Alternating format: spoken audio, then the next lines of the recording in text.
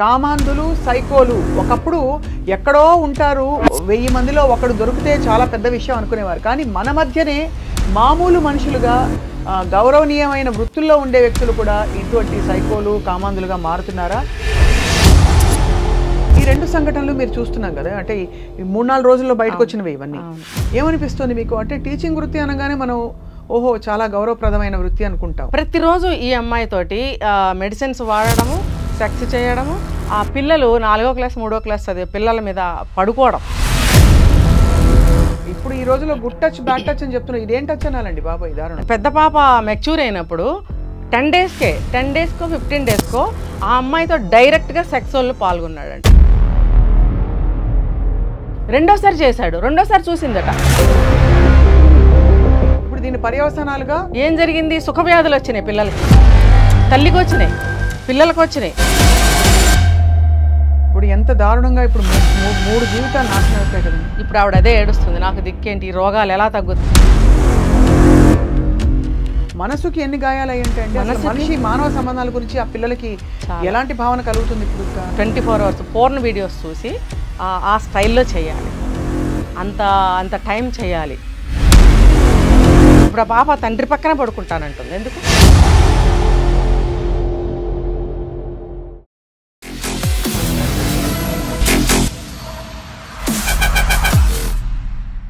Hello and welcome to this candid conversation. కామాంధులు సైకోలు ఒకప్పుడు ఎక్కడో ఉంటారు, 1000 మందిలో ఒకడు దొరికితే చాలా పెద్ద విషయం అనుకునేవారు. కానీ మన మధ్యనే మామూలు మనుషులుగా గౌరవనీయమైన వృత్తుల్లో ఉండే వ్యక్తులు కూడా ఇటువంటి సైకోలు కామాంధులుగా మారుతున్నారా? లేదు మొదటి నుంచి వాళ్ళలో ఈ గుణాలు ఉన్నాయా? 2 ఇన్సిడెంట్స్ చెప్తాం మనం. ఒకటి, వైజాగ్లో ఒక టీచర్ వృత్తిలో ఉండే వ్యక్తి ఒక అమ్మాయిని దారుణంగా హింసించి కామాంధుడిగా ప్రవర్తించిన ఒక వైనంలో ఆ అమ్మాయి ఎంత నష్టపోయిందంటే చివరికి తన ప్రాణాలు తను తీసుకున్న పరిస్థితి. చాలా దారుణమైన సంఘటన. వివరాల్లోకి వెళ్ళబోతున్నాం కాసేపట్లో. ఇంకో చోట ఇక్కడ సూర్యాపేటలో ఒక వ్యక్తి అనేక రకాల వ్యాధులు అతనికి ఉండగానే శారీరకంగా ఒక స్త్రీని హింసించి ఆ అమ్మాయితో ఆ వ్యాధులు అంటించడమే కాకుండా ఆ అమ్మాయికి ఉండే 2 ఆడపిల్లల్ని కూడా దారుణంగా అతను బలాత్కరించి ఈ విధమైన ఒక సంఘటన చూస్తున్నాం. చెప్పుకోవడానికి కూడా అసలు ఎంత దారుణంగా ఉందంటే మనతో పాటు రజనీ రమ్మ గారు ఉన్నారు. She is a very very popular counselling psychologist. 25 ఏళ్ల తన లాంగ్ ప్రయాణంలో ఎన్ని కేసులు చూశారు, కానీ ఇది మాత్రం పరాకాష్ట అంటున్నారు. రజనీ గారు నమస్కారం అండి. నమస్తే. చాలా కష్టతరంగా ఉంది, మనసు కష్టంగా ఉంది. చాలా. ఏదో ఆడపిల్లలే మోసపోతున్నారా, లేకపోతే పురుషులు ఇంకా దారుణంగా తయారవుతున్నారండి, లేకపోతే ఎలా అర్థం చేసుకోవాలి? ఇది మోసపోయే వాళ్ళు అన్ని జాతుల్లోనూ ఉన్నారు. ఆడవాళ్ళలో ఉన్నారు, మగవాళ్ళలో ఉన్నారు, పిల్లలు పెద్దలు. మోసం అనేది ప్రతి చోట ఉంది. దాన్ని ఎలా మనం క్రాస్ చేయాలనేది మన తెలివితేటల మీద ఆధారపడింది. అవును. ఈ 2 సంఘటనలు మీరు చూస్తున్నాం కదా, అంటే ఈ 3-4 రోజుల్లో బయటకు వచ్చినవి ఇవన్నీ. ఏమనిపిస్తుంది మీకు? అంటే టీచింగ్ వృత్తి అనగానే మనం ఓహో చాలా గౌరవప్రదమైన వృత్తి అనుకుంటాం. సో ఆ సంఘటనలో ఏమైంది, ఇక్కడ ఏమైంది? నిజానికి చాలా గౌరవనీయమైన వృత్తి అది. ఆ స్థానంలో ఉన్నవాళ్ళే ఉపాధ్యాయులు అంటే. ఇప్పుడు వాళ్ళే క్రైమ్స్కి పాల్పడుతున్నారు. అంటే యాజ్ ఎ హ్యూమన్ బీయింగ్ వాళ్ళు మేము మనుషులమేగా అన్నట్టుగా బిహేవ్ చేస్తున్నారు. కానీ యాజ్ ఎ టీచర్ ఉంటున్నామా లేదా అనేది వాళ్ళు ఆలోచించుకోవట్లేదు. ఎందుకంటే ఒక సాధారణమైన వ్యక్తుల్లాగా బిహేవ్ చేస్తున్నారు. పాతకాలంలో టీచర్, ఇప్పటికీ ట్రైనింగ్స్ ఉన్నాయి. ఆ పాతకాలంలో ట్రైనింగ్స్ ఎలా ఉండేవి, వాళ్ళు టీచర్గా అపాయింట్ అయిన తర్వాత వాళ్ళు పిల్లల పట్ల ఎలా ఉండేవారు, విద్యా విధానం బోధించే విధానం ఎలా ఉండేది అనేది మనం చదువుకున్నాం, మాకు తెలుసు, మీకు కూడా కొంత తెలిసే ఉంటుంది.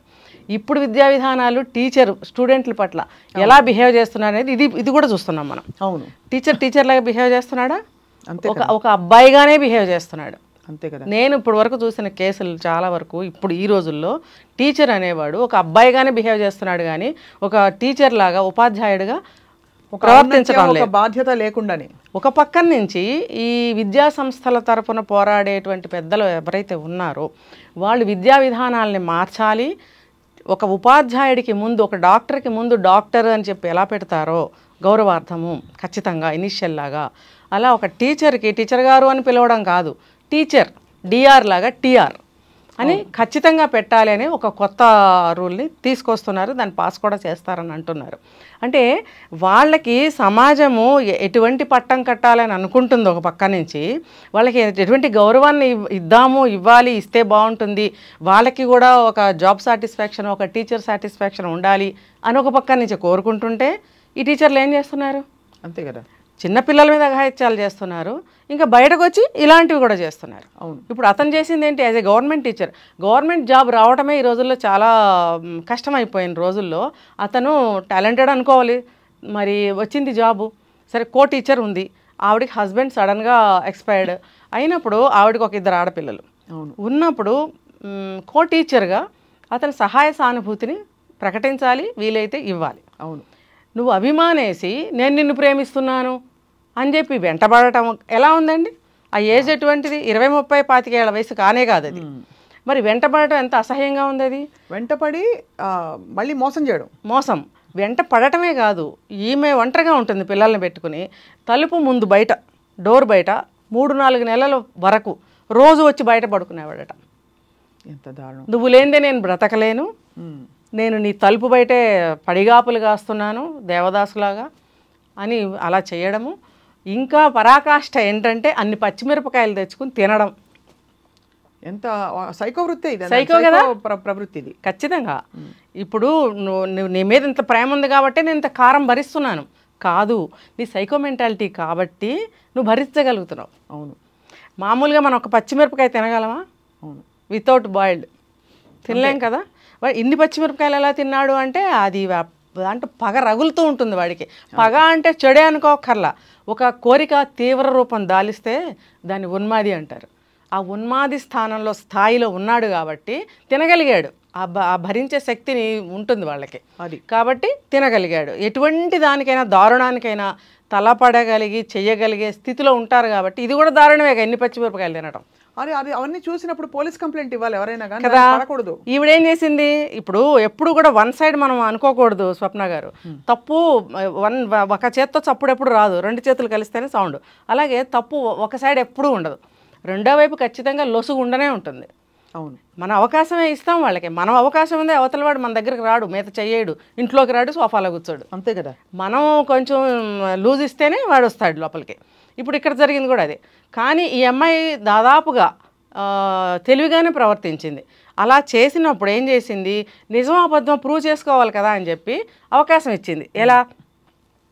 సరే నువ్వు ఇంత అంటున్నావు కదా, అసలు నీ బ్యాక్గ్రౌండ్ ఏంటి తెలుసుకుందామని చెప్పి. నువ్వు అసలు ఎందుకు తెలుసుకోవాలి? ఇక్కడే ఆవిడ తప్పు చేసింది. ఇక్కడే అంటే నీకు దొరికిపోతున్నాడు ఇలాంటి ప్రవర్తిస్తూ. ఈ ప్రవర్తన సైకో ప్రవర్తన అనుకున్నాం. తను ఏం చెప్పింది? నాకు ఇష్టం లేదు, భర్త చనిపోయాడు, పిల్లల్ని నేను పెద్దవాళ్ళని చేసుకొని మంచిగా చూసుకోవాలి అని తను అనుకుంటున్నప్పుడు నువ్వు అసలు ఎందుకు టెస్ట్ చేయాలనుకున్నావు? అవును. తప్పు ఇవిళ్ళనే ఉంది, లోసుకి ఇక్కడే ఉంది. సరే వెళ్ళింది, నీకు చూపిస్తాను రా అని చెప్పి ఆస్తులు చూపించాడు, ఇల్లు చూపించాడు, పేరెంట్స్ని చూపించాడు, అక్కడ అన్ని కోట్ల ఆస్తుంది, ఇక్కడ ఇన్ని కోట్ల ఆస్తి అన్నీ చూపించాడు. నిజం అబద్ధం నీకు ఎలా తెలుసు? నీకేమైనా డాక్యుమెంట్స్ చూపించాడా? అట్లీస్ట్ ఏమైనా ప్రూఫ్ చూపించాడా? నీకేమీ చూపించలేదు. అవి ఇప్పుడు నేను వెళ్తాను దారిలో, అయినా అవన్నీ ఉన్నా కూడా ఇలా పచ్చిమిరపకాయలు తినే ఒక వ్యక్తి బుర్ర సరిగ్గా లేదని అర్థమైపోతుంది కదా.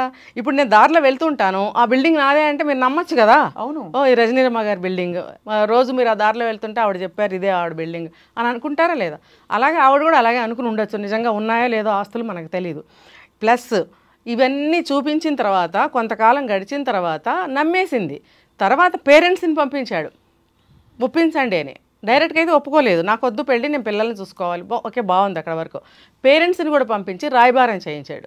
చేయించినప్పుడు వాళ్ళు ఏమనుకుంటారు? అటువైపు నుంచి ఆలోచిస్తే వాళ్ళు కూడా అతనితో ఎంతో కొంత ఇబ్బంది, చాలా బాధపడి ఉంటారు. అప్పటికే అతను చాలామంది ఆడవాళ్ళని తల్లిదండ్రుల ముందే ఇంట్లోకి తెచ్చుకోవడము, తెల్లవార్లు వాళ్ళతో గడపడము, తల్లిదండ్రులు చూసి భరించగలరండి? అదే కదా. కళ్ళ ముందు కొడుకు రకరకాల అమ్మాయిలను తీసుకొచ్చి వ్యభిచారమేగా చేస్తున్నది. అవి చుట్టుపక్కల వాళ్ళ పరువు పోదా? అడగరా? అడిగేవాళ్ళు అడగరా? ఏం సమాధానం చెప్పాలి? గేటు తీసుకుని బయటికి రాలేని పరిస్థితి ఉండొచ్చు వాళ్ళకి. అలాంటప్పుడు వాళ్ళు ఒక పెళ్ళన్న చేస్తే వాడికి ఆ కోరిక తీరిపోతుంది కదా అన్నట్టుగా అనుకుని ఉండుంటారు. వచ్చి రాయబారం చేశారు, ఒప్పుకున్నారు, పెళ్లి చేసుకున్నారు. కానీ కట్ చేస్తే హింస. ప్రతిరోజు ఈ అమ్మాయితోటి మెడిసిన్స్ వాడడము, సెక్స్ చేయడము, ఆ పిల్లలు 4వ క్లాస్ 3వ క్లాస్ చదివే పిల్లల మీద పడుకోవడం. ఆ 2 పిల్లల మీద పడుకుని ఉన్నప్పుడు ఈవిడ చూసినప్పుడు నువ్వు ఎందుకు పడుకున్నావని అడిగింది. నీకు అక్కడే అర్థమైపోయి ఉండాలి. అర్థమైపోయి నువ్వు బయటికి రావాలా లేదా, అతన్ని కిక్అవుట్ చేయాలా లేదా? అదే కదా. చెయ్యకుండా నువ్వు అడిగావు, అబ్బాయి నేను దొంగతనం చేసాను, నేను దొంగతనం చేశాను ఒప్పుకుంటాడా? అంతే కదా. ఏ కోణంలోనూ ఒప్పుకోడు, అసలు అంటే డిఫైన్ చేసుకుంటాడు. పిల్లల్ని ఎంత కంటికి రెప్పలా అంటే చేరదీయాలి ఒక పరాయి పురుషుడు. ఇప్పుడు ఈ రోజులో గుడ్ టచ్ బ్యాడ్ టచ్ అని చెప్తున్నారు, ఇదేం టచ్ అనాలండి బాబాయ్ దారుణం. డైరెక్ట్ మీద పడుకున్నాడని ఈవిడే చెప్తుంది, అదే ఇద్దరు పిల్లల మీద కలిపి పడుకున్నాడంట.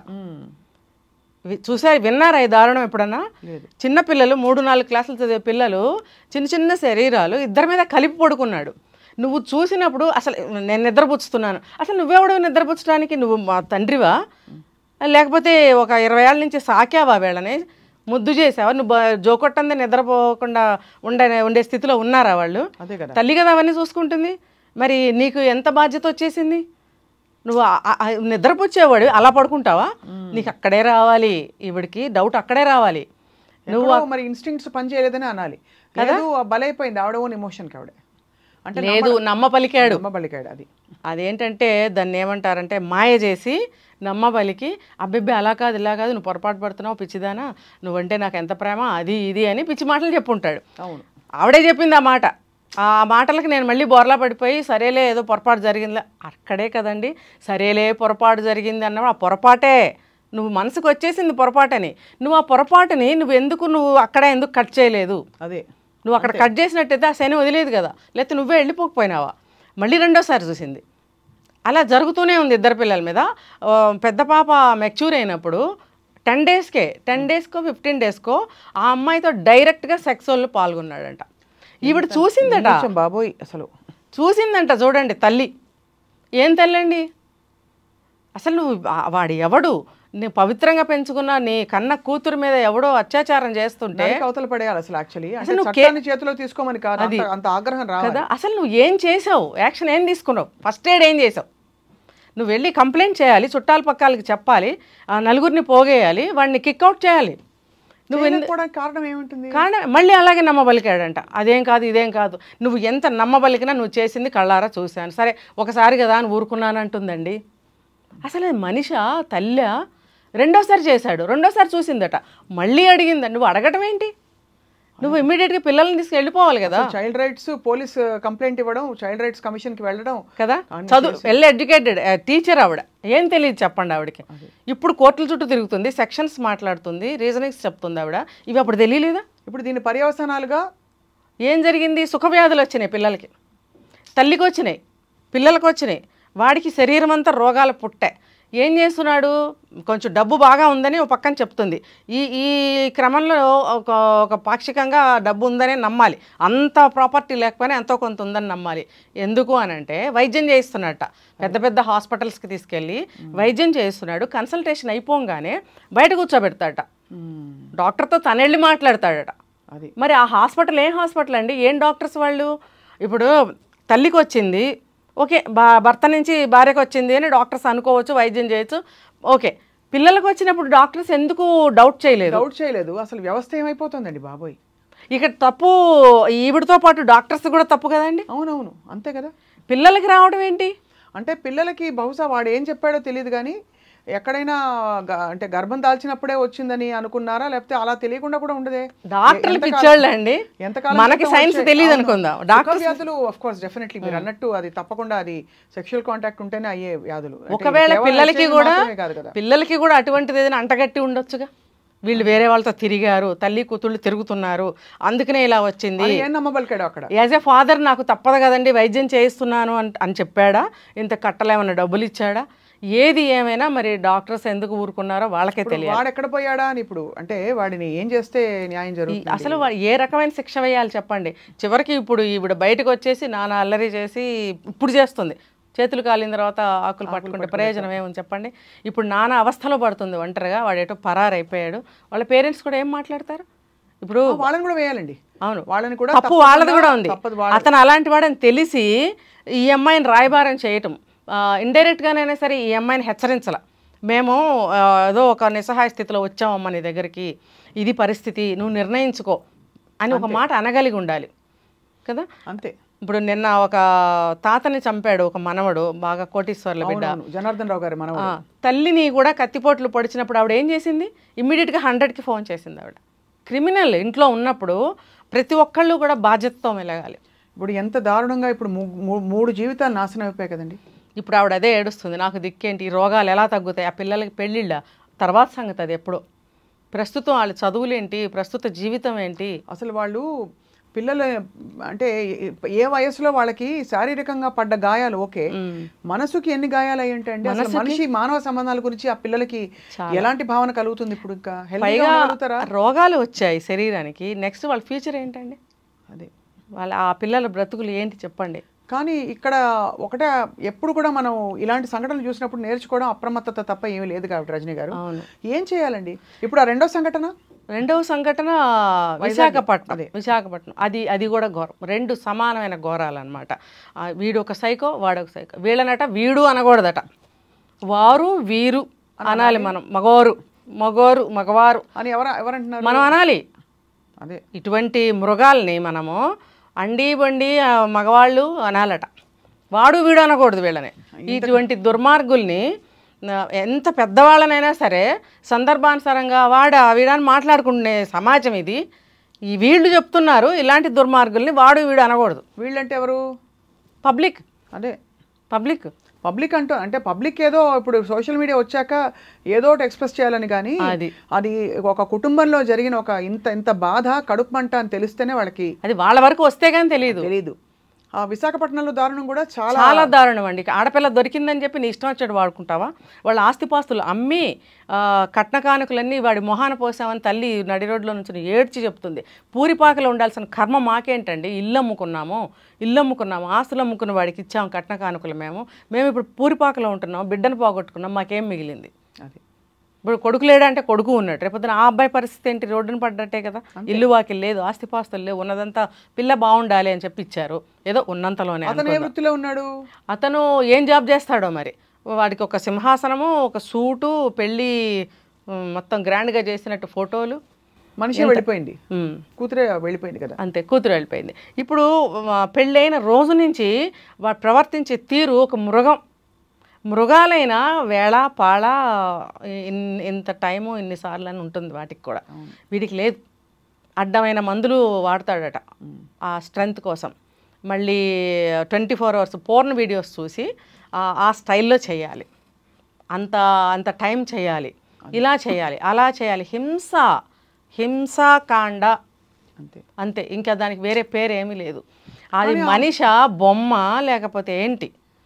అమ్మాయి ఇంత బెంబేలెత్తేయకుండా ఒక్కసారి గొంతెత్తి చెప్పింది, అక్కకి చెప్పిందట. తల్లికి చెప్పుకోలేక తోడబుట్టింది కదా, అక్కకి చెప్తే కొత్తగా పెళ్ళయింది, నీకు అలాగే ఉంటుంది, అడ్జస్ట్ అవ్వాలి, ఇప్పుడు నువ్వు ఇలా గొడవలు పెట్టుకుని వచ్చేస్తే ఇక్కడ అమ్మా నాన్నకి ఏముంది, ఎలా చూడగలరు నిన్ను, నువ్వు జాగ్రత్తగా నీ కాపురాన్ని నువ్వు కాపాడుకోవాలి అని చెప్పిందట.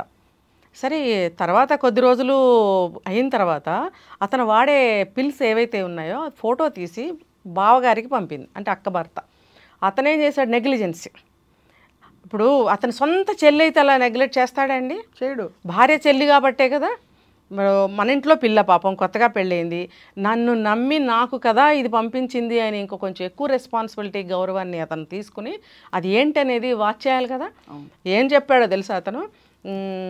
అది కొంచెం నైట్ టైంలో ఇలా పంపించింది, 8 o'clock టైంలో పంపించింది, రేపొద్దున చూద్దాంలే అని పడుకున్నాను నేను. చూసారా ఎంత నెగ్లిజెన్సీ ఉందో? అదే ఇక్కడ అన్ని సంఘటనలలో అన్ని చోట్ల కూడా నెగ్లిజెన్స్ ఉంది. అక్కడేమో ఆ సిచ్యువేషన్లో పెద్దవాళ్ళ తప్పు లేదండి, పెద్దవాళ్ళ తప్పు, కన్న తల్లి తప్పు, పిల్లలకి ఆడపిల్లలకి ఇలా అవుతుంటే అసలు ఊరికే ఇప్పుడు ఉన్న రూల్స్ ప్రకారం అయితే ఊరికే ఇలా దగ్గర తీయడం కూడా పరాయి పురుషుడు ఖచ్చితంగా తప్పు. అస్సలు ముట్టుకోవద్దండి ఆడపిల్లని. తాత అవనండి, తండ్రి అవనివ్వండి. నిన్న చూశాను నేను, దగ్గర తీసుకుని ముద్దులు పెట్టడాలు ఇవన్నీ కూడా. తండ్రి డ్రైవ్ చేస్తుంటే వెనకాల 2 ఆడపిల్లలు, ముందు ఒక పాప, 2 ఆడపిల్లలు వెనకాల. ఎంత గట్టిగా హగ్ చేసుకుని కూర్చుందంటే తండ్రిని, అంత పడిపోతాను అన్న భయంతో పట్టుకుని ఉండొచ్చు. నెక్స్ట్ రోజు ఎక్కడికో చోటుకి వెళ్ళాలి, స్కూల్కో ట్యూషన్కో తీసుకెళ్ళాలి. ఏజ్ పెరగదండి ఈ ఇయర్కి ఆ ఇయర్కి. ఫీలింగ్స్ రావా? ఖచ్చితంగా వస్తాయి. ఒక అమ్మాయి 14-13 సంవత్సరాల అమ్మాయి తల్లి దగ్గర పడుకోమంటే పడుకోదట, నాన్న దగ్గరే పడుకుంటా. ఏంటంటే ఈవిడ సమర్థింపు. తండ్రి బాగా అలవాటు అండి చిన్నప్పటి నుంచి తండ్రి అలవాటు అయితే చిన్నప్పుడే ఉంచు. ఇప్పుడు ఎంత వయసు, తండ్రి దగ్గర పడుకోబెడతావా? ఆ అమ్మాయి గట్టిగా టచ్చింగ్లు ఇస్తూ పడుకోవడం. ఆ తండ్రిగానే ఉన్నాడు, అయినా కూడా ఈ పిల్లలోనే ఫీలింగ్స్ వచ్చినాయి. తండ్రిని హగ్ చేసుకోవడం, స్కూటర్ మీద గట్టిగా పట్టుకుని కూర్చోవడం. నిన్న కూడా చూశాను నేను, మా కారు ఆపి ఆ పిల్లని పట్టుకుని తండ్రికి పిల్లకి చెప్పాలన్నంత స్పీడ్ వచ్చేసింది నాకు. కానీ ఎంతమందిని పట్టుకుని మనం మాట్లాడతామండి? అంటే ఇది ఎక్కడో మనం దారి తప్పేసామండి. ఈ 2 సంఘటనలు అయితే స్టైల్ ఎక్కువైందండి చాలా. ఈ 2 సంఘటనలు తీవ్రం. బట్ ఈ తీవ్ర రూపం దాల్చడానికి ఆ వాతావరణం ఏదైతే క్రియేట్ అవుతుందో మన చుట్టూ, ఇది పర్వాలేదు, చూసి చూడనట్టు ఊరుకో, తర్వాత చూద్దాంలే, ఈ నెగ్లిజెన్స్, బాధ్యత లేకపోవడం, స్పందన లేకపోవడం. ఇంకొకటి చెప్పనా, పాతకాలంలో లాగా కాదు, ఆడపిల్లని తండ్రి బాగా ప్రేమించాలి, మా అమ్మాయికి తండ్రి దగ్గర బాగా చనువు ఎక్కువ అని చెప్పుకోవడం ఫ్యాషన్ అయిపోయింది. నువ్వు ఏ రోజుల్లోనైనా సరే అది జెండర్ ప్రకారం వేరు.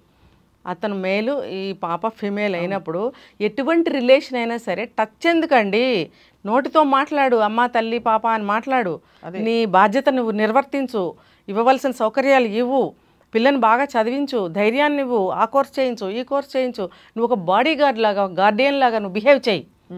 అంతేగాని మంచి తండ్రులు ఉన్నారండి, పిల్లలు చెడిపోయిన వాళ్ళు లేరా? ఇప్పుడు ఆ పాప తండ్రి పక్కన పడుకుంటానంటుంది, ఎందుకు? తండ్రి బాగానే ఉన్నాడు. మరి ఇంకో కేసులో తీసుకుంటే పిల్ల బాగానే ఉంది, తండ్రి కదా చెడిపోతున్నాడు. అది మరి ఎటువైతే ఆడపిల్లని ఒక వయసు వచ్చాక, అంటే అది చాదస్తామని అంటారు ఇప్పటి రోజుల్లో, మీరు అన్నట్టు రైటే. ఒక పాయింట్ అయ్యాక, ఎస్పెషలీ 10-12 ఏళ్ళు వచ్చిన వయసు తర్వాత దూరం పెట్టడం, పిల్లల్ని, ఆడపిల్లల్ని తొందరగా అవన్నీ పాటించేవారు. కానీ ఇవాళ రోజుల్లో కూడా మనం అంటే అవగాహన తెచ్చుకోవాలి, కానీ అలా చాదస్తంగా ఉండాలా అని ప్రశ్నించే వాళ్ళు లేకపోలేదు. కానీ దీనికి కారణాలు ఉన్నాయంటున్నారు కదా రజనీ. పిల్లలకు వేసే బట్టలు ఎలా ఉన్నాయండి?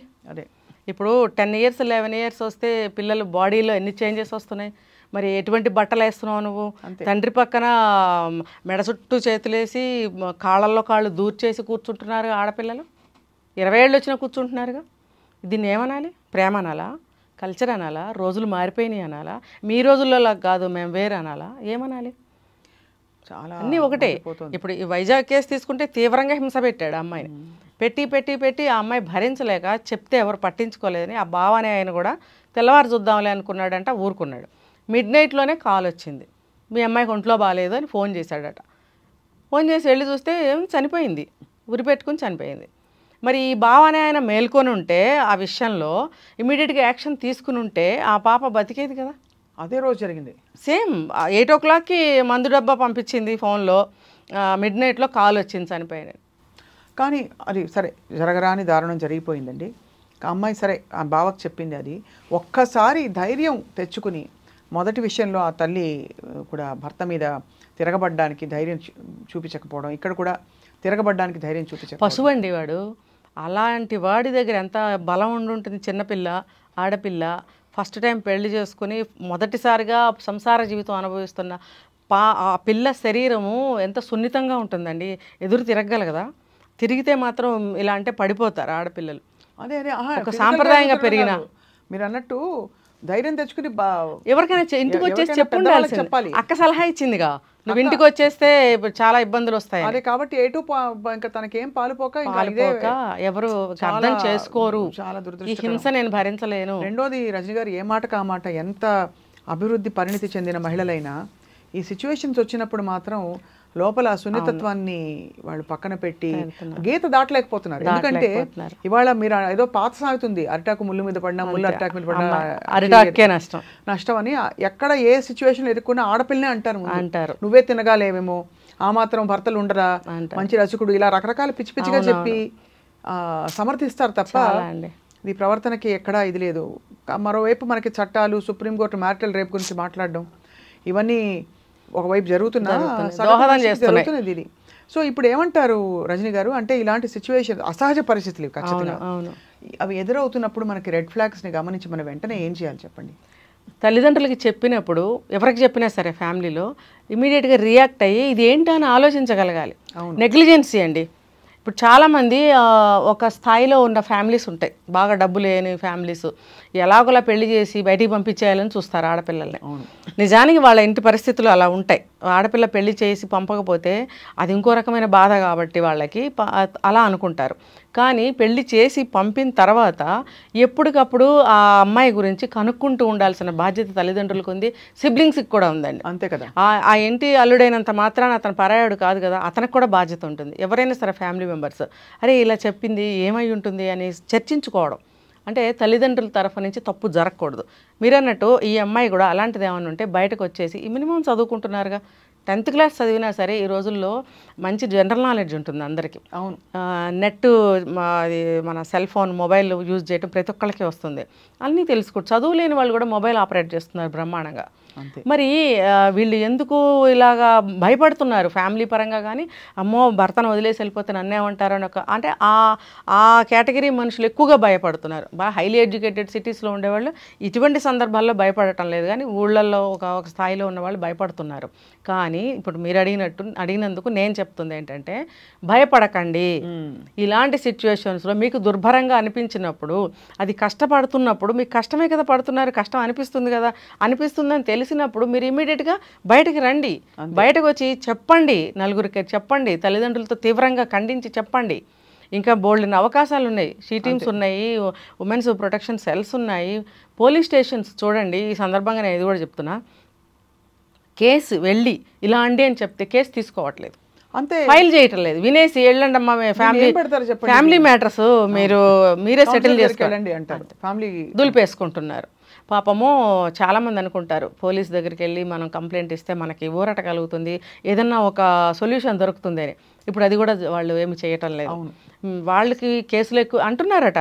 చూడమ్మా వేల కొద్దీ కేసులు పెండింగ్లో ఉన్నాయి, దుమ్ముబట్టి ఉన్నాయి అక్కడ, ఇవి తేలేటప్పటికి జీవితం అయిపోతుంది, వెళ్ళండి అమ్మా ఫ్యామిలీ కౌన్సిలింగ్ తీసుకోండి, మీరు సెటిల్ చేసుకోండి అని చెప్పి పంపించేస్తున్నారు. వాళ్ళు చేయగలిగింది కూడా ఏమీ లేదని అంటున్నప్పుడు ఎవరికి వాళ్ళు జాగ్రత్త తీసుకోవాలి. కరెక్ట్. ఇప్పుడు నాకు నొప్పి కలిగిందండి, యాక్షన్ నేను తీసుకోవాలా పక్కన వాళ్ళు తీసుకోవాలా? భరించలేని నొప్పి కలిగినప్పుడు వెంటనే తెలియచేయాలి. ఏదో చిన్న అడ్జస్ట్ అవ్వగలం అనుకుంటే ఓకే, కానీ ఇవి అడ్జస్ట్ అవ్వగలిగే సమస్యలే అండి. ఇలాంటివి ఖచ్చితంగా ఎదిరించాలి. అటువంటి జీవితాన్ని వదులుకుని బయటకు వచ్చేయటమే మంచిది. దురదృష్టం ఏంటంటే ఈ రెండు కూడా ఇర్రివర్సిబుల్. చాలా, ఒకడికి ప్రాణం పోయింది, ఇంకొకరికి రోగాలు వచ్చి ఆ రోగాల నుంచి అసలు కోలుకోవడం అంటే ఎంత మెడిసిన్ వచ్చిందని అనుకున్నా స్పిరిట్ డిస్ట్రాయ్ అయిపోయినప్పుడు అండి ఇంకా మందులు వేసుకుని కోలుకుని జీవితం సాగదీయడం వెళ్ళదీయడం తప్ప మానవ సంబంధాల మీద నమ్మకాలు పోతాయి, ఆత్మ సంతోషంగా ఉండదు, శరీరం సుఖంగా ఉండదు. ఏమిటండి ఖచ్చితంగా పిల్లలు కూడా సైకోల్లాగానే తయారవుతారండి. సక్రమంగా ఆలోచించాలి, ఖచ్చితంగా ఇప్పించాలి. కానీ ఎంతకాలం పడుతుందో వాళ్ళు మళ్ళీ నార్మల్ అవ్వటానికి చూడండి. ఇప్పుడు ఆ తల్లి ఎంత కష్టపడాలో చూడండి, కోట్ల చుట్టూ తిరుగుతుంది. చాలా ఆలోచింపజేసే 2-3 విషయాలు చెప్పారు ఇవాళ.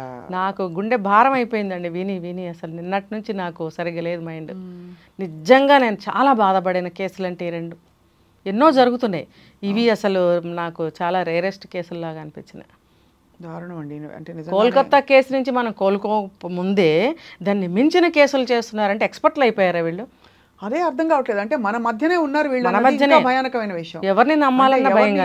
సో బేసిక్గా మనం ఏమి కన్క్లూడ్ చేయాలంటే, సరే ప్రొఫెషనల్గా ఒక దీనిలో ఉన్నప్పుడు వేరు, కానీ ఎప్పుడైతే ఒక బంధంలోకి అడుగు పెడుతున్నామో ఒకటికి 10 సార్లు కాదు, ఒకటికి 100 సార్లు ఆలోచించి అన్ని రకాలుగా ఒక ఇన్నర్ గైడెన్స్ అంటారు చూడండి, దానికి స్పందన ఉంటేనే దాని పట్ల ఒక గౌరవం ఉంటేనే మనం వాటిలో ఊబిలో చిక్కుకుపోకుండా సరిపోతుంది. ముఖ్యంగా ఏంటంటే ఇప్పుడు ఈ టీచర్ కేసు, సూర్యాపేట కేసు తీసుకుంటే తనున్న పరిస్థితుల్లో చిన్నపిల్ల కాదు కదా, భర్త చనిపోయాడు, 2 ఆడపిల్లలు ఎదురుగా ఉన్నప్పుడు తన సిచ్యువేషన్ గురించి చాలా స్ట్రాంగ్గా నిర్ణయాలు తీసుకోవాలి ఆవిడ. ఇంత పాపం చాలా వరకు ట్రై చేసింది కానీ పడిపోయింది ఆ ఊబిలో. ఇంకా ఆడపిల్లకి పెళ్లి చేసేటప్పుడు తల్లిదండ్రులు తొందర అసలు పడద్దండి. పెళ్ళి కాకపోయినా నష్టం లేదు అంటే ఎలాగోలా పంపించేద్దాం బయటికి అని పెళ్లి చేసేస్తున్నారు. చనిపోయింది, అమ్మయ్య మీ జీవితాలకి శని వదిలిపోయిందిగా, ఇప్పుడు ఆనందంగా ఉండండి. ఇంతే, ఇప్పుడు చెప్పుకోగలిగింది చెప్పాల్సింది ఇదే మిగులుతుంది. మరి మీరు ఎలాగోలా వదిలించుకోవాలనుకున్నారు, ఇలా వదిలించాడు దేవుడు. ఇప్పుడు బాగుందా? పిల్లనిచ్చేటప్పుడు ఆచి తూచి ఏ ఆస్తిపాస్తులు ఉన్నా లేకపోయినా మంచి మనసు గలవాడిని ఇచ్చి చేయండి. నమ్మకస్తుడు ఫస్ట్, నమ్మకస్తుడు, తెలిసిన సంబంధాలు చేసుకోండి. ఇవాళ రేపు ఎవరు దొరికితే వాళ్ళకి చేసేయడము, అది ఏ ఊరు సంబంధమైనా పర్వాలేదు, ఎక్కడ ఎంత దూరమైనా పర్వాలేదు, ఇచ్చి చేయటానికి సిద్ధపడుతున్నారు. మళ్ళీ ఇంకా లవ్ మ్యారేజెస్, ఈ ఎక్కడో ఎవరో ఒకరికి ఇచ్చేద్దాం అనుకున్నా లవ్ మ్యారేజ్లు చేసుకున్నా ఫెయిల్ అవుతున్నారండి. అవును, కాస్త తెలిసిన సంబంధాలు, నమ్మకంగా ఉన్న సంబంధాలు చేసుకుంటే కాస్త ఆడపిల్లలు దక్కుతారు. చాలా మరొక్కసారి సమాజం అంతా కూడా ఈ చూస్తున్న డాక్టర్లు కూడా ఈ ఎపిసోడ్ చూస్తుంటే వాళ్ళని చూసిన డాక్టర్లు ఒక్కసారి వాళ్ళకి నిజంగా ప్రక్షాళన జరగాలి. వాళ్ళ చాలా కలిచివేసే విషయాలు మాట్లాడుకున్నాము. ఇట్లాంటి కేసులు వచ్చినప్పుడు అండి డాక్టర్స్ కూడా ఇంట్రాగేషన్ చేయాలి పేషెంట్ని. ఇంత చిన్న పిల్లలకి ఎందుకు వచ్చాయి, తల్లిని నువ్వు బయట ఎందుకు కూర్చోబెట్టావు, నువ్వు అసలు ఎందుకు మాట్లాడుతున్నావు, ఇప్పుడు ఈవిడికి వచ్చిన కంప్లైంట్ గురించి అతను మాట్లాడతాడట.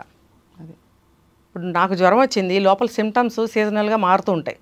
ఇప్పుడు నార్మల్ జ్వరాలు సంవత్సరం పొడుగుతా వచ్చే జ్వరాలు ఈ సీజన్లో వచ్చిన జ్వరం ఒకలా ఉంటుంది, ఈ సీజన్లో వచ్చిన జ్వరం దానికి సంబంధించిన మెడిసిన్ డాక్టర్ ఇస్తాడు. Antibiotic each every time change చేయాలి. నువ్వు సంవత్సరం అంతా జ్వరం వస్తుందని చెప్పి నీకు తోచిన మందు వేసేసేది కాదు ఇది. అందుకని డాక్టర్ దగ్గరికి వెళ్ళాలి. డాక్టర్ దగ్గరికి వెళ్ళినప్పుడు నా బాడీ కండిషన్ నేనే చెప్పుకుంటాను, నువ్వెందుకు చెప్తావు? అదే అంటే ఇక్కడ కుట్ర కనిపిస్తుంది కదా, క్లియర్ కనిపిస్తుంది కదా. ఇది బయట కూడా ఉందండి. చాలామంది ఆడవాళ్ళు భర్తలతో హాస్పిటల్కి వెళ్తారు. ఇప్పుడు ఈ తరం అమ్మాయిలను పక్కన పెడదాం. ఇంకా ఇంతవరకు చూసుకుంటూ వస్తే భార్యాభర్తలు హాస్పిటల్కి వెళ్తే భర్త మాట్లాడతాడు. పాత రోజులు అమ్మమ్మల కాలంలో తీసుకుంటే బయట వాళ్ళతో మాట్లాడటానికి సిగ్గు అభిమానం బిడియం అడ్డం వచ్చి వాళ్ళు మాట్లాడేవారు కాదు. వెంట వెళ్ళిన భర్తలో కొడుకులో మాట్లాడేవారు, మా అమ్మగారికి ఇట్లా అండి, మా ఆవిడకి ఇట్లా అండి అని. ఇప్పుడు మరి తర్వాత కాలంలో వస్తే ఎవరి సమస్య వాళ్ళు చెప్పుకోగలిగిన స్థితిలో ఉండి కూడా ఆ భర్తలు ఎందుకు చెప్తారు? నా కంప్లైంట్ నేను చెప్పుకుంటాను బై డాక్టర్కి, నేనే చెప్పుకుంటాను, నువ్వు చెప్పొద్దు అని ఆడవాళ్ళు అనాలి. తర్వాత డాక్టర్ కూడా ఆమెను మాట్లాడినివ్వండి, ఆవిడని చెప్పనివ్వండి, ఆవిడని అడగాలి. తర్వాత అడిగినప్పుడు నువ్వు చెప్పాలనుకున్నప్పుడు మొత్తం చెప్పు, ఇలాంటివి ఏమైనా ఉంటే చెప్పు, నన్ను ఇతను మోసం చేస్తున్నాడు, ఇట్లాంటి రోగాలు వచ్చినాయి, నువ్వు డాక్టర్కి చెప్తే మేబీ అతను నేను సేవ్ చేయగలడేమో కదా. అంతే కదా. డాక్టర్స్ కూడా అడగాలండి, మీరెందుకు మాట్లాడుతున్నారు, ఆవిడని మాట్లాడినివ్వండి. పిల్లలకి సుఖవ్యాధులు రావటం ఏంటి, ఏమా ఎందుకు అని అడిగితే అమ్మాయికి కొంచెం ధైర్యం వస్తుంది, అంతే కదా, చెప్పగలుగుతుంది. అంతేగాని వీళ్ళని బయట కూర్చోబెట్టి అతను వెళ్ళి మాట్లాడితే ఆ డాక్టర్ మందులు ఇవ్వటం ఏంటి, ట్రీట్మెంట్ చేయడం ఏంటి? కరెక్ట్. మరి యూరిన్ తీసుకోవడము, బ్లడ్ తీసుకోవడము టెస్టులకి అనేక సార్లు ఎందుకు తీసుకుంటున్నారని ఈ అమ్మాయి ప్రశ్నిస్తే ఏమీ లేదని ఏదో బ్లఫ్ చేస్తాట. ఇవన్నీ చదువుకున్న వాళ్ళకి తెలియవండి. ఆవిడ చదువుకుంది, జాబ్ చేస్తుంది, తెలియదండి. ఎందుకు బోర్లా పడుతున్నారు అంటే గత్యంతరం లేక ఒక తోడుని కోల్పోతామేమో. అంటే అది మానసిక ఏదైతే డిపెండెన్స్, అదే ఆ ఎమోషనల్ డిపెండెన్స్ని మాత్రం ఏది డబ్బు భర్తీ చేయట్లేదు. తర్వాత భయం కాబట్టి అదే ఇవన్నీ ఏంటంటే సమాజంలో కొంత అంటే ఆడపిల్లదే తప్పు అని వేసేసి ఒక తత్వం వల్ల చాలా మంది నోరు మూసి కూర్చుంటారు. రెండోది ఏంటంటే ఎమోషనల్ డిపెండెన్సీ ఎక్కువ అయిపోవడం. బట్ ఏదేమైనా ఈ సంఘటనలు చూసి ప్రొటెస్ట్ జరగాలండి. నిజంగా తగిన శిక్ష పడకపోతే న్యాయ వ్యవస్థ మీద కూడా మనకి నమ్మకం. ఈ రెండు కేసులు పర్టికులర్గా వీళ్ళకి వేసే శిక్షలు డిఫరెంట్గా ఉండాలండి. ఏదో 10 ఏళ్ళో 20 ఏళ్ళో 5 ఏళ్ళో జైలు శిక్ష వేయడం కాదు, అది శిక్ష అండి. బయట ఎండ తగలకుండా ఎవరి మాటలు పడకుండా నేడుపట్టును పెట్టి చక్క 3 పూట్ల ఫుడ్ పెట్టి రెస్ట్ తీసుకొని అయినా, లేకపోతే ఏదో చిన్న చిన్న పనులు చెప్తారు. అది పెద్ద కష్టమా అలాంటి వాళ్ళకి? కానీ ఒకటి మీరు అన్నది రైటే, కానీ ఇలాంటి వ్యక్తులు తప్పించుకు తిరిగితే మళ్ళీ ఇంకొక అమ్మాయిని మోసం చేస్తారు. అదే బయట కూడా వదలొద్దు, జైల్లోనూ పెట్టకూడదు. వీళ్ళని ఏం చేయాలంటే ఒక చోటకి తీసుకెళ్ళాలి. ఎవ్వరు మనిషి అనేవాడు కనపడని ప్లేస్కి తీసుకెళ్ళి కాళ్ళు చేతులు చెట్టుకు కట్టేసి కీకారణ్యంలో వదిలేసి రావాలి. అది మనం ఎమోషనల్గా మాట్లాడామంటారు న్యాయవాదులతో. మీరు చెప్పండి, అంటే న్యాయవాదులతో లేకపోతే కొంచెం మానవ హక్కుల అంటే యాక్టివిస్టులు ఉంటారు, హ్యూమన్ రైట్స్ యాక్టివిస్ట్, వాళ్ళకి ఏంటంటే ఇలా మాట్లాడితే ఇలా సొల్యూషన్స్ రావు, అసలు వాడి కండిషన్కి ఒక కారణం ఏంటో వెతకాలంటారు. సరే ఏదేమైనా చాలా దురదృష్టకరమైన సంఘటనలు రజనీరమ్మ గారు. వాడి కండిషన్కి కారణం వెతకటానికి వాడు కావాలని క్రియేట్ చేసుకున్నాడు కదా కండిషన్ని. నువ్వు నార్మల్ మనిషివి, అబ్నార్మల్గా ఇంకా ఎక్స్ట్రా నీకు ఎందుకు కావాల్సి వస్తుందని నీకు అర్థం కావట్లేదా? అదొకటి. ఇది కుటుంబపరమైన ఒక సిచ్యువేషన్లో ఒక గౌరవనీయుడు, ఒక ఉపాధ్యాయుడు, ఒక ఉద్యోగస్తుడు అనే సిచ్యువేషన్లో మనం మాట్లాడుతున్నాం. మామూలుగా గ్యాంగ్ రేపులు జరిగినప్పుడు ఏమంటారు, వాళ్ళకి చదువు లేదు, వెనుకబాటుతనం నుంచి వచ్చారు వాళ్ళు, సమర్థింపు అలా ఉంటుంది. ఇక్కడ ఏం సమర్థిస్తారు, చేయలేదు సమర్థించడానికి. సో మనం అప్రమత్తం అవ్వడం, ఆడపిల్లల్ని మరింత చైతన్యవంతం చేయడమే, అంతకంటే ఏం చేయలేము. ప్రతి వ్యవస్థని ఒక్కసారి అలర్ట్ చేయాలి. ఆడపిల్లలు ఏ ఏజ్ వాళ్ళైనా సరే, స్త్రీలు, అమ్మాయిలు పెళ్ళైన వాళ్ళు, అవన వాళ్ళు, పెద్ద వయసు స్త్రీలు ఎవరైనా సరే ఎవరి జాగ్రత్త వాళ్ళు తీసుకోవాలి. దేనికి కూడా ఎమోషనల్గా ఫీల్ అవ్వడం కానీ, లొంగిపోవడం కానీ, నమ్మడం కానీ చేయనేకూడదు. రైట్, అంతే. అది తన జాగ్రత్తలో తను ఉండాలి. అంతే రజనీరమ్మ గారు, ధన్యవాదాలండి. ఇవాళ చాలా కూలంకషంగా డీటెయిల్డ్గా డిస్కస్ చేసినందుకు థ్యాంక్ యూ సో మచ్. నమస్కారం. నమస్తే.